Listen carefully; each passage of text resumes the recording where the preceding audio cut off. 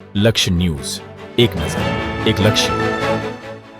ઉપલેટામાં સેવા સહકારી મંડળીની 53મી વાર્ષિક સાધારણ સભા યોજાઈ.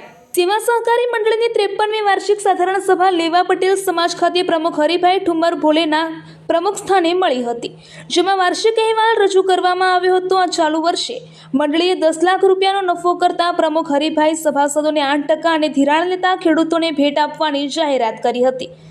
આ પ્રસંગે પૂર્વ ધારાસભ્ય છગનભાઈ સોજિત્રા, નગરપાલિકા પ્રમુખ વર્ષાબેન ગજીરા, જિલ્લા બેંકના ડિરેક્ટર નરસિંહભાઈ મોગલપરા, સહકારી સંઘના પ્રમુખ ગોપાલભાઈ સખિયા, ડીબી રામાણી, નરેશભાઈ લક્કડ, કેડી ગજેરા, વલ્લભભાઈ સોજિત્રા, શાંતિલાલ ગજેરા, કિશનભાઈ વસોયા, દીપકભાઈ ઠેસિયા, વલ્લભભાઈ મુરાણી, બટુકભાઈ મુરાણી સહિતના આગેવાનો ઉપસ્થિત રહ્યા હતા.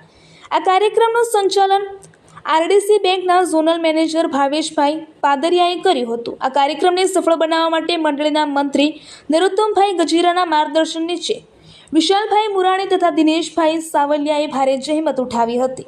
રિપોર્ટર અરસીભાઈ આહિર, ઉપલેટા. આજરોજ ઉપલેટા સેવા સહકારી મંડળીની 63મી વાર્ષિક સાધારણ સભા મળી.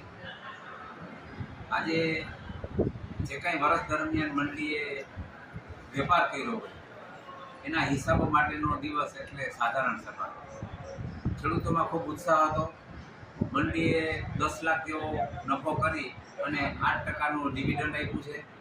સાથે સાથે જે કાંઈ ખેડૂતોએ મંડળી ઉપર વિશ્વાસ મૂક્યો અને એને કારણે આજે મંડળીએ 10 લાખ જેવો માતબાર નફો કરી અને ડિવિડન્ડની સાથે સાથે ધિરાણ લેતા દરેક સભાસદોને ભેટ પણ આપવાનું આજની સભામાં નક્કી કર્યું છે.